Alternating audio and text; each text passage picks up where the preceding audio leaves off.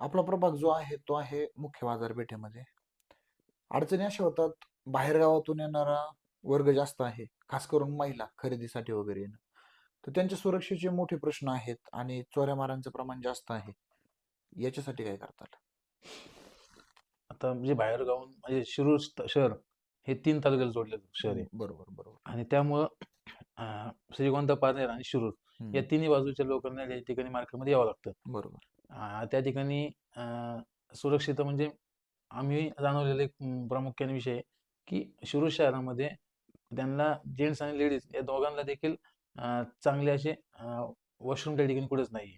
संडास बरोबर. बाथरूमची सोय मुद्दा नाहीये. मोठा आहे. हां. त्याच्यामुळं मी याच्यावर देखील गेले 2014 पासून त्या ठिकाणी लढतोय. हं, अनेक वेळा पत्रव्यवहार करून देखील आजतागायत कुठल्याही प्रकारची त्या ठिकाणी शौचालयाचा विषय त्या ठिकाणी मार्गी लागलेला नाही. म्हणून हं. प्रामुख्याने आपण निवडून सभागृहामध्ये गेल्यानंतर हा मुद्दा ऐरणीवर घेऊन स्वच्छतागृह कसं निर्माण करता येईल याचे प्रयत्न करणार आहे. मुद्दा तोच राहिला, की महिलांच्या सुरक्षेसाठी म आपण काय उपाययोजना करणार?